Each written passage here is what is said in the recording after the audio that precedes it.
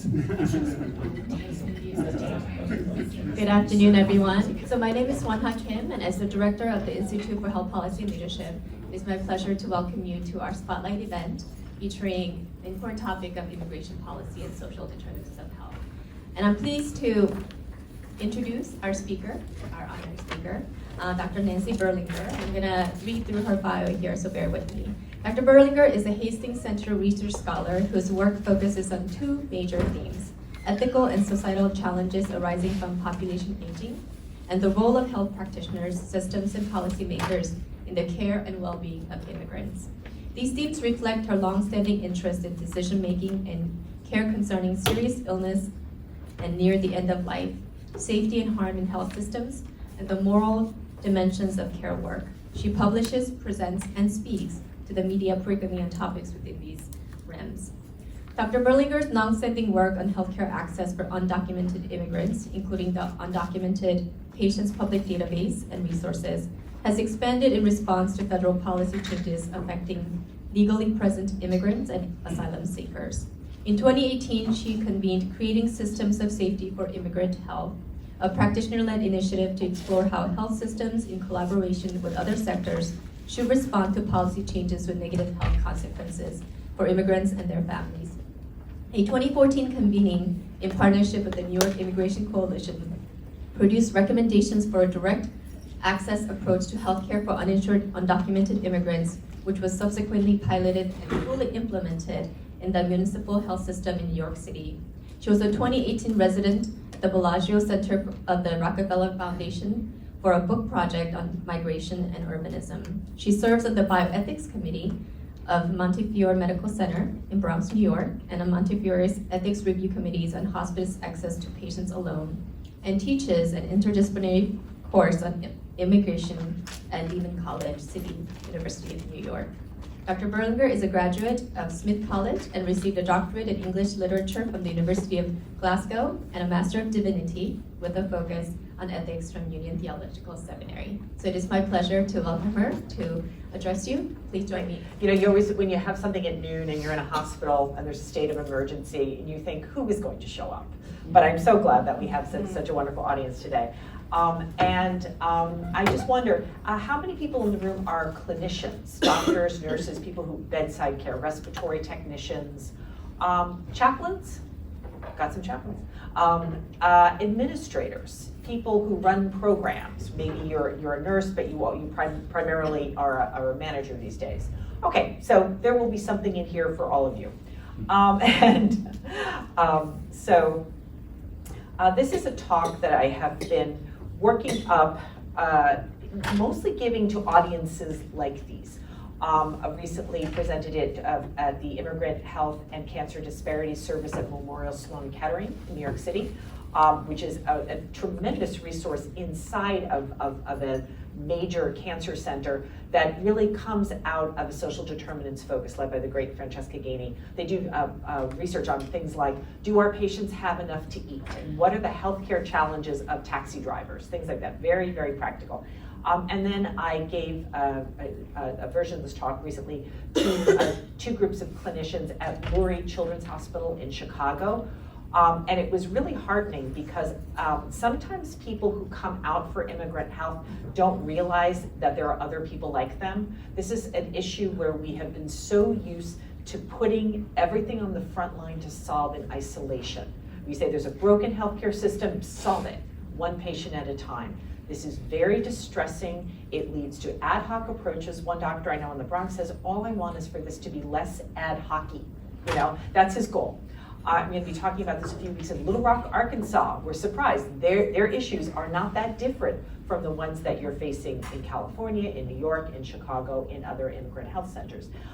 So my big argument here is, how can we move this from distress and problems and taboo topics to immigration health as an area for improvement and innovation, just like you would any other topic. So we're moving it, as one colleague said, from scary and special to difficult and normal. So that's what we're going to try to do today. And if we want to talk about coronavirus, we'll find a way to do that too. Okay.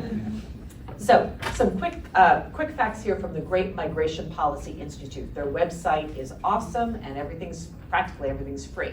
Okay, no surprise here, number one state in the nation for immigrant population is California. So this is not a surprise at all that we would be talking about immigrant health in the state of California. But the interesting thing is that the demographers call this the Millionaires Club, the states with more than 1 million. For a long time, it was your state, it was my state, it was Texas, Florida, and there's a few other states like Illinois that have come up in the ranks in recent years. For example, in Chicago, there is quite a significant Mexican population now. So Chicago is still getting used to the idea of their immigrant days not being a century ago, but this being a hub, and this is almost always driven by jobs. Okay, hugely important chart from the other big hub in this field, which is the Pew Research Center. Again, awesome data. This chart, which they update regularly, is what I think is the 20 cities chart. If I can't find it, I just Google 20 cities and I always find it. It is the metropolitan areas in the United States with both the largest number of unauthorized immigrants, undocumented immigrants, but the same trends basically hold for legally present immigrants. These are immigrant hubs in the United States. What a surprise, there you are, Riverside, California. So you're not, and many of the cities are in California. So this is really an important part of the picture because while sometimes we hear arguments that immigrants live everywhere, yeah, but they especially live in these 20 cities. So that gives a focus to efforts to improve and innovate in immigrant healthcare. It's a story about the relationship between metro area health systems, both cities and the surrounding suburban areas, the jobs that are in those areas, and the fact that these would be natural cities for immigrants to go to and raise a family. So, always useful when you're trying to make your argument. Another important hub that is probably familiar to you, based here in California, the Kaiser Foundation, where they must work 24/7. Because if something happens in health policy, they've got an issue brief out on it right away. This is a chart from a few years ago that reminds us that policies affecting the health of immigrant families are not always health policies. They are policies that work against family reunification. They are policies that make people afraid based on the group that they belong to. They feel that they are being targeted or that they are being profiled in different ways. And also the constant changes to policy, especially public charge. There it was listed as potential, now of course it is law. So that's a good chart when you're justifying a focus. Sometimes when we talk about immigrant health, we have to say that this isn't a special area, or we're imagining that immigrants, quote, deserve things above another group. There are strong overlaps with any aspect of family health, maternal child health, any other area you can think of that affects especially families. There are cases that of course come up in the ICU context and the sort of clinical ethics, difficult cases, but especially around families, you're going to see big overlap with existing areas of concern. Okay, so one argument that I always like to test with health policy people or health policy oriented people is that immigrant status, being an immigrant or being a member of an immigrant family, such as having parents who are immigrants, and immigration policy are separate but related social determinants on the health of this population. When we think about immigrant status as a social determinant, a non-medical determinant of health, what do we think about? Access to needed medically appropriate treatment and care that may ride on your status and also on your income, so your ability to pay for care that may not be covered by, let's say, Medicaid or CHIP or another insurer. Household income support during treatment and care, because since immigrants, and I'm usually speaking here about low-wage immigrants, not people who have who are professional class in many cases, although that may be the aspiration. If two members of the household are working, then who is the person who keeps the household running when someone is sick? So there can be sometimes, we were talking about this at Sloan Kettering the other week, sort of an assumption that there is this caregiver ready and able to step in when somebody is sick. But a case study that I was given at Sloan Kettering showed a very sick patient who was a father. His wife worked like 70 hours a week in a nail salon where she was being exposed to all sorts of occupational hazards, and they had a child, and the spouse, the caregiver, had a deportation order against her. There were so many things going on in here. There was no way you could fit this into a middle-class assumption about caring for a caregiver. There was so much, and it was causing a great deal of moral distress among the interpreters, the pro bono advocates. There was no way to be a normal, to talk about your cancer journey. There were so many other journeys going on in this family, so unpacking that was quite tough. And of course, as I've just mentioned, the idea of patient and family psychosocial support is harder when people don't have sick days. They don't have a lot of time for themselves to think about their own stresses. Doctors all over the country report that the phenomenon of toxic stress is sky high among immigrants right now. But how do you find time to say, well, self-care or something like that? It's not going to be a reality for many patients. Immigration policy is also an emerging social determinant of health, because in this country right now, especially in the past 3 years, there's a focus on enforcement as immigration policy. We don't overhaul our immigration policy very often in this country. An interesting example I heard from the Migration Policy Institute recently was, if you're buying a house, you're constantly checking the lending rate and the mortgage. You expect that that's going to be updated all the time, and that's an expectation. And yet we imagine that our immigration policy will be fine, if we just take a look at it every half century or so. And so it was just a reminder of we could do, it's very complicated, but we could take a look at it. Right now, the executive branch is focusing on enforcement. We are devaluing asylum. So the moral right of people to seek refuge is greatly devalued in our current political landscape. And I'm sure you see that very strongly here in a border state. Great restrictions of legal status, temporary protected status, so people who were in status have the potential of falling out of status. You see this with the DACA population, not knowing what will happen in the Supreme Court this year, whether or not they will be allowed to continue to flourish, or whether they will become completely at risk of deportation. Criminalization of a person who migrates or seeks asylum goes along with these. The idea of detention as looking a great deal like imprisonment, especially for an asylum seeker who has not in any way broken any law. In fact, you have to cross the border to claim asylum. The impact on an ill person or on a child if a caregiver or breadwinner is deported, that's been noted in the empirical literature now of the consequences of focusing on separation and deportation for family and child health. So I'm finding that sometimes I talk to the long-standing issues of what I think of as undocumented patients issue, situations where you have two patients with similar medical needs, but one of them is excluded from federal programs. So there are barriers to this person's health care by virtue of their status. And others are more recent social determinants arising from selected priorities of immigration policy. They could be different policies.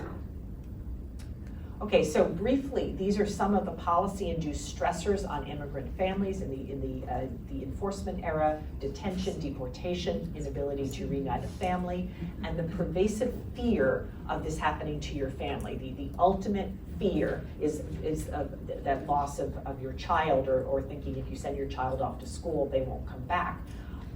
There's also been in the literature, and Kaiser is really good with the issue briefs on this, consequences of loss of income, loss of child care, disruptions to children's routines, a need for legal services, and worsening of chronic conditions when it's hard to look after yourself. I heard an interesting example in Chicago the other week. We were talking about this, and there was a social worker who worked on school-based health.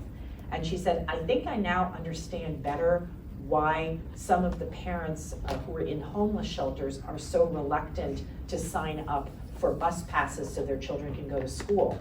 Because it's the public transportation system, and that sounds like public charge.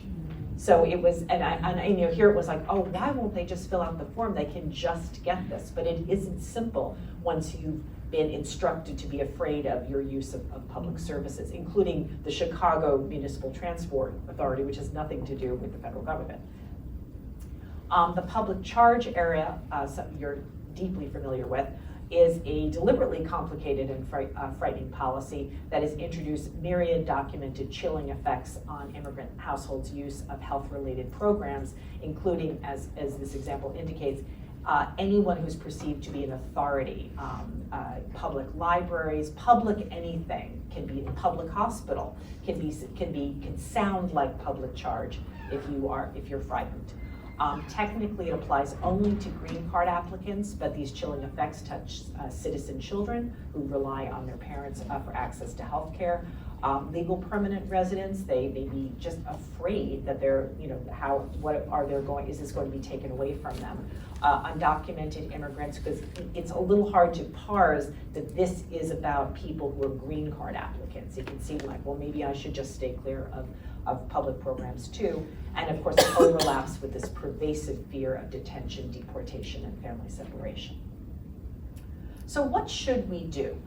The way you identify an ethics question is to see if it has a should or ought in it. When we talk about doing the right thing, as the great Dan Callahan, the co-founder of the Hastings Center, said, if the answer is obvious, it's not an ethical question.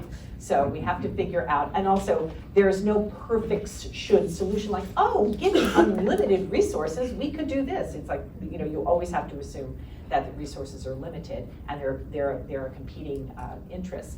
So one of the things I think we can do, just sitting here in the room today, is recognize that immigration-related social determinants of health go beyond the ones we're familiar with: insurance, language, and social services. Those would be the basics. If your patient is an immigrant, their first language is not English, they may not be connected to services that could benefit them.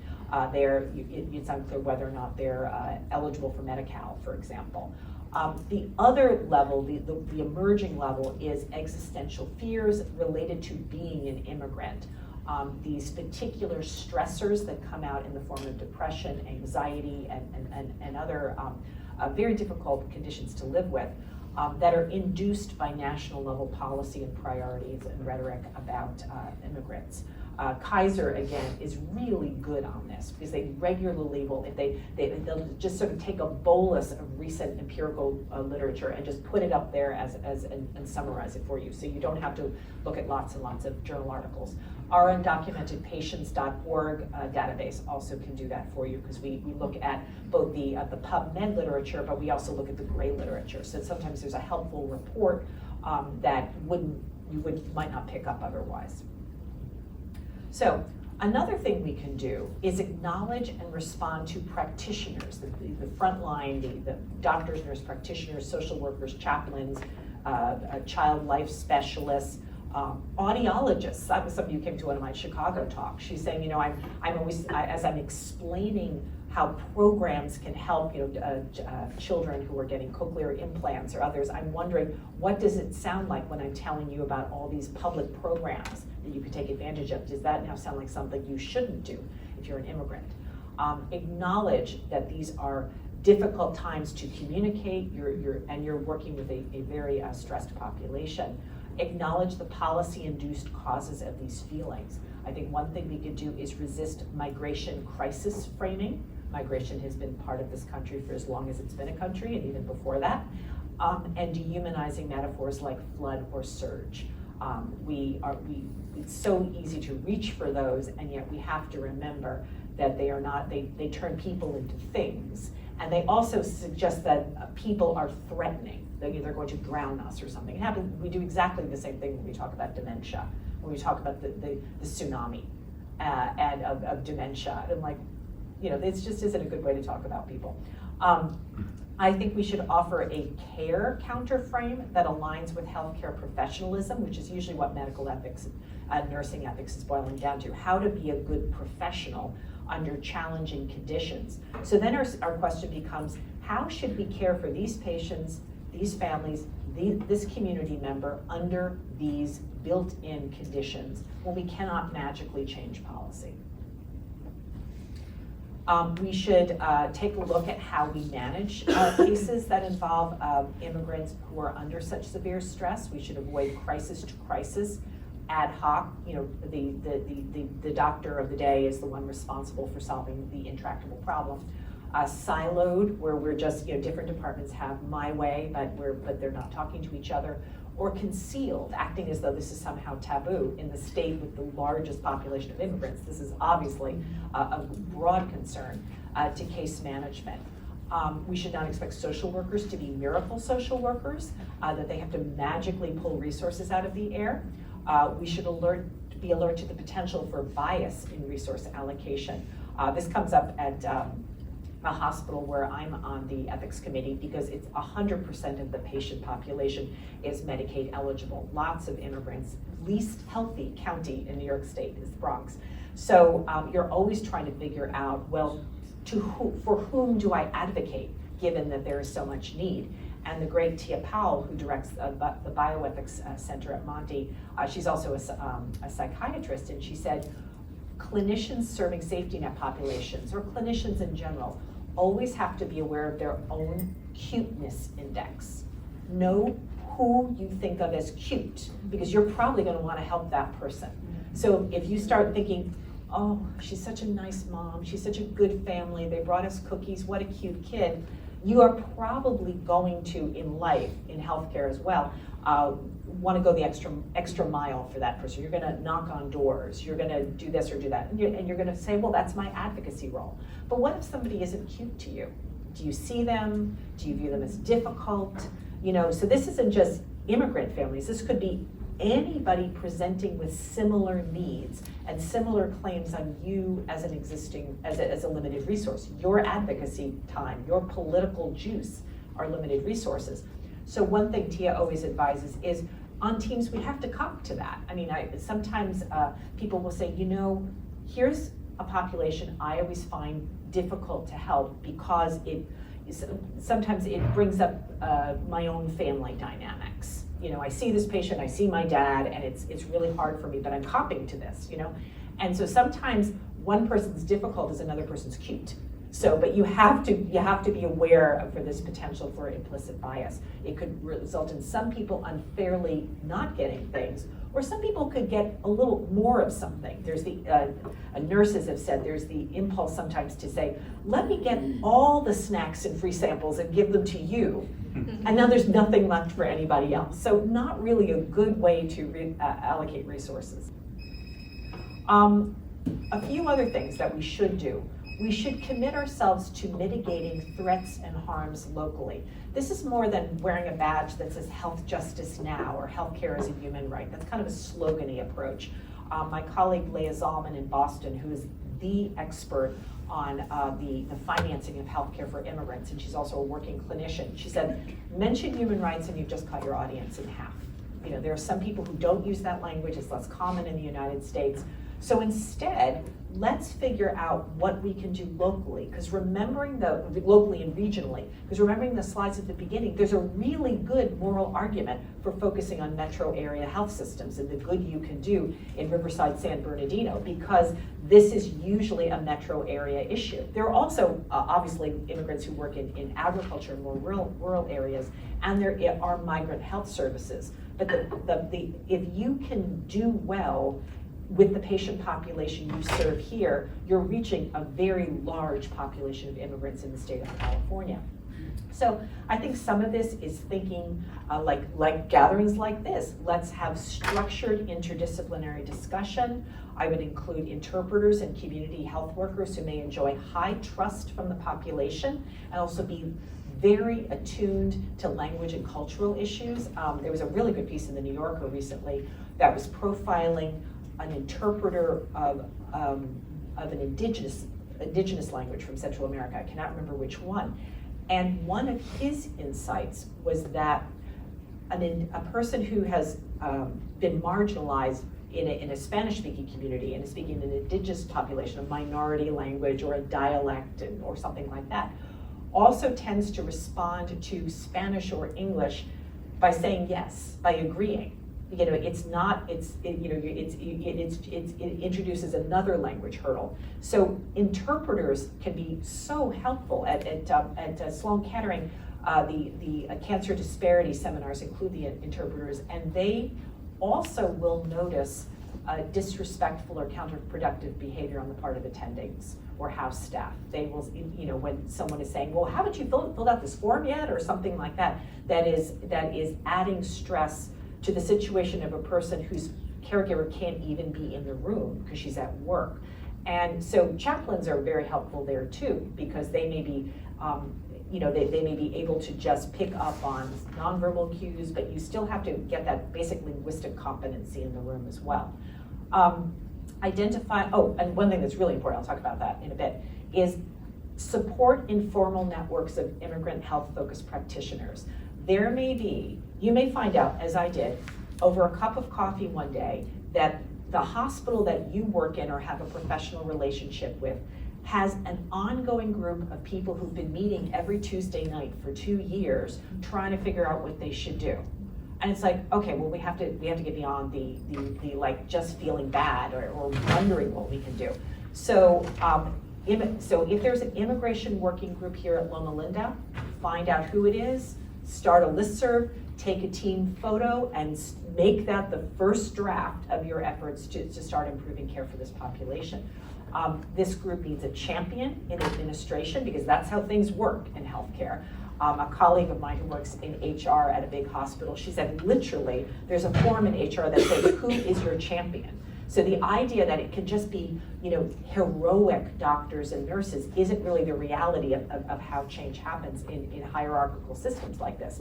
So an SVP, a senior vice president, an assistant vice president, whose title includes community health, diversity, equity, this is the person who is like, probably should be on your team. And then see what is possible in your system, your metro area health system that's a natural location for immigrant health, your state, the metropolitan area that you're part of, to improve immigrant health care. California, of course, leads the nation on these issues. I mean, New York is always trying to figure out what California is doing. Colorado, oh, absolutely. It's a good kind of rivalry to have. Colorado recently added end-stage renal disease to its emergency Medicaid scope of services. And I learned from the clinician who has led that research and worked with the state of Colorado to do that. She said it's because Colorado takes its cue from California. So we see if something's happened there, we ought to aspire to that. So, but you know, we rely on California to do so much, you know. And since this is such a big state, focusing on what can be done in your part of the state is a good idea, and it's going to you know, yield returns for this region.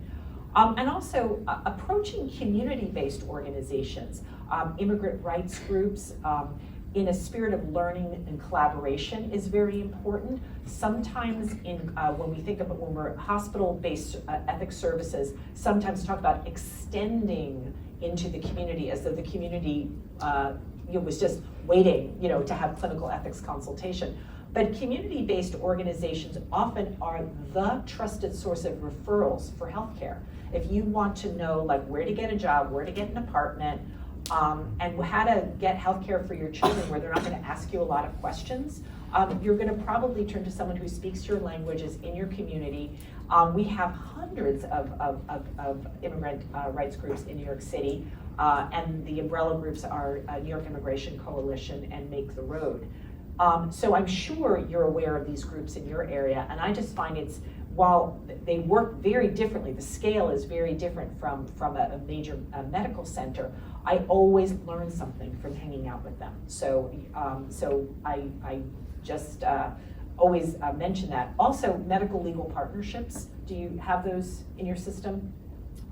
There's a national network for medical legal partnerships out of George Washington University.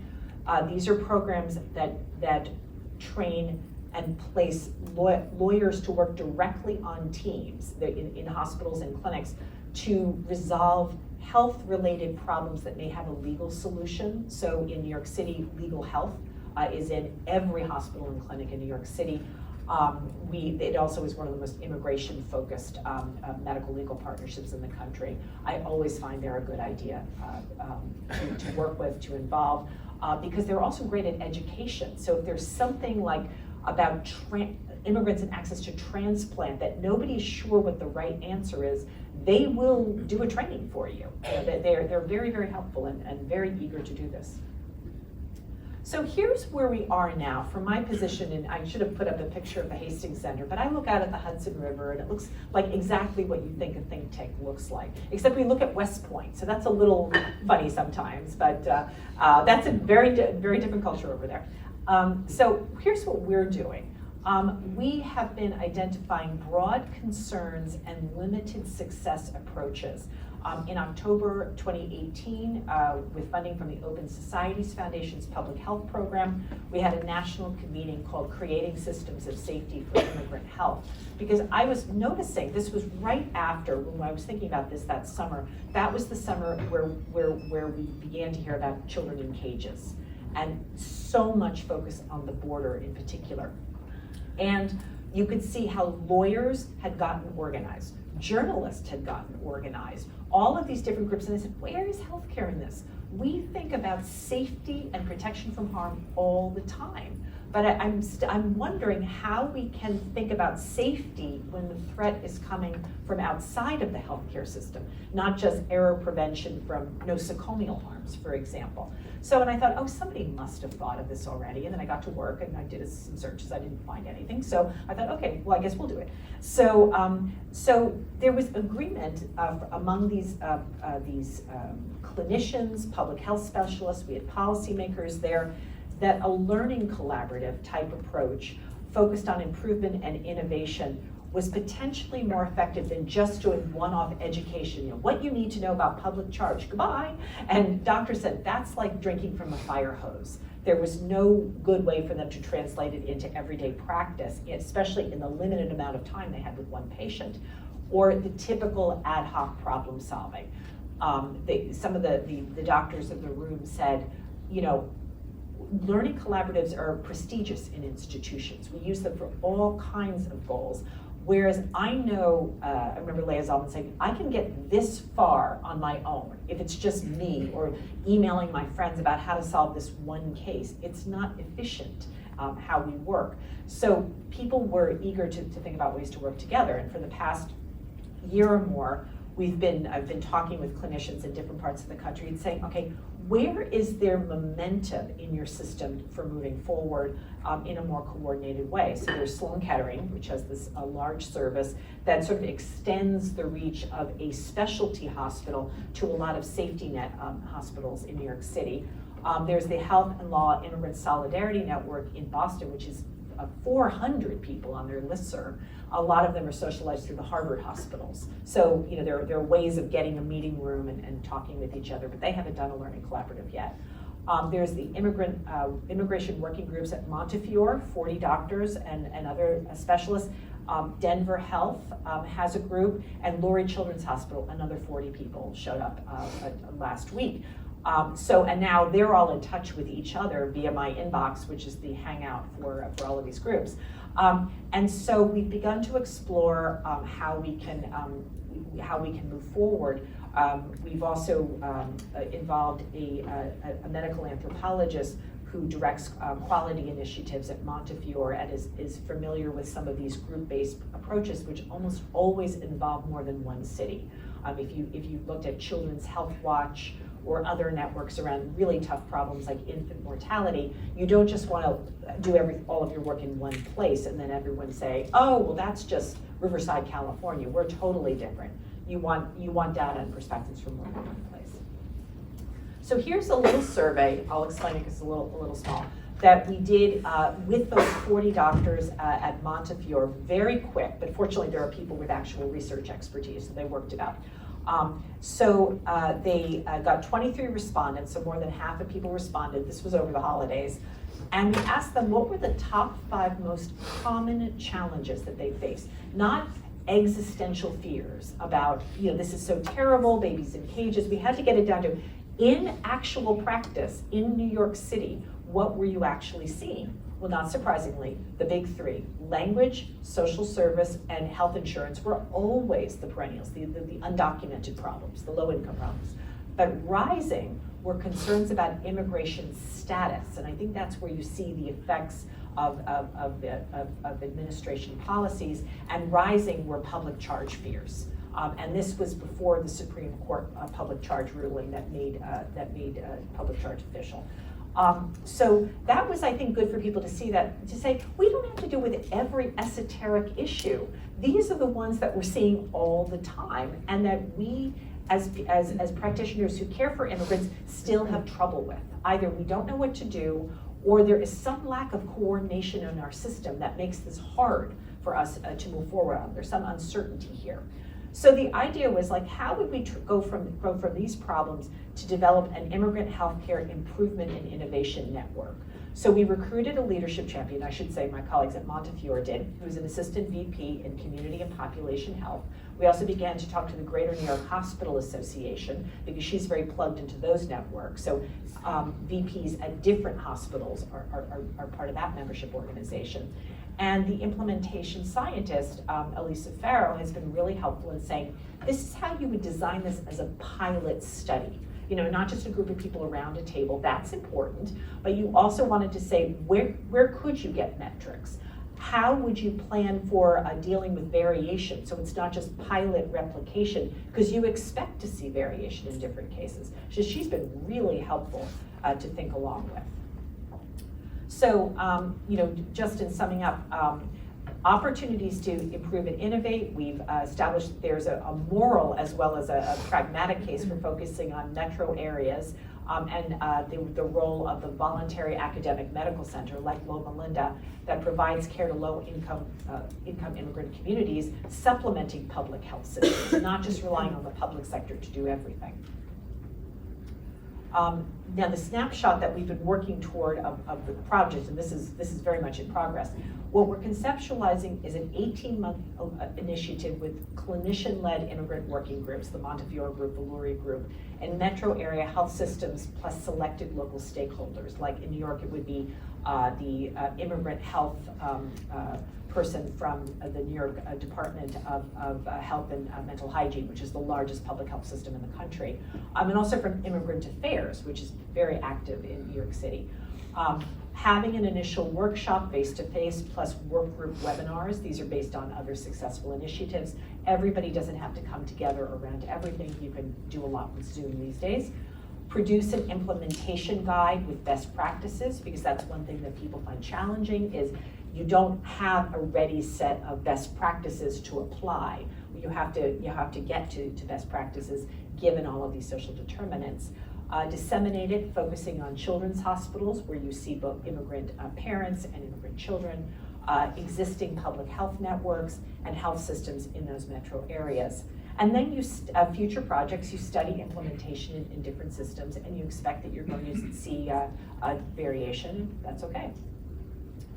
Some of the potential stakeholders for an effort like this in a metro area would be voluntary private nonprofit health systems like this, public hospitals and clinics and administrators in those systems, community health centers, FUHCs, very important in the care of immigrant populations, not always integrated with academic medical centers, medical legal partnerships, as I mentioned, immigrant health-focused community-based organizations, which sometimes are unknown to people in academic medical centers. They just know they get their referrals from somewhere, but they don't really know anything about that sector. Community health networks that may be nationwide or regional, and municipal policymakers, especially if you have an immigrant affairs function in your municipal government. And a few final notes, and then we'll have some discussion, is that, and this sort of ties into the sort of theological theme of tomorrow's talk, is that immigrants are a resilient population. You always hear that about immigrants. It's the, you know, it's a truism of research on immigrants. And we say the same thing about children. We rely on immigrants and children to be resilient. Immigration is a hopeful act of imagining, planning, and taking steps toward a better future. That's pretty much the definition of hope, a future with yourself in it.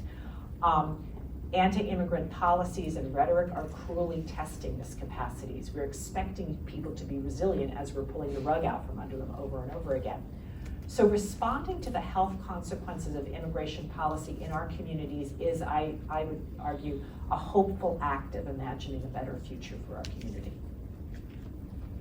A few recent publications, this just went up, Moving the Needle. This is about the Colorado work informed by Lily Cervantes' amazing research in Denver, and a little piece that I did in the Journal of Law, Medicine, and Ethics on getting from workarounds, which I wrote a book about once, to sustainable solutions. Instead of all of these patched together secret ways of managing things, how can we get our work on more of a system supported structural non-taboo basis. And that's just in terms of our website, undocumentedpatients.org. You may want to go straight to the bibliography page, which is the database, and there's lots of issue briefs and other things. And we're in the process of migrating so that website into our main website. So if it's ever down, just send me an email and I'll fix it for you somehow. All right.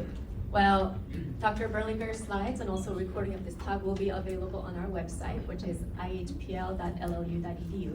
And I also want to inform and invite you to another event happening tomorrow featuring our speaker.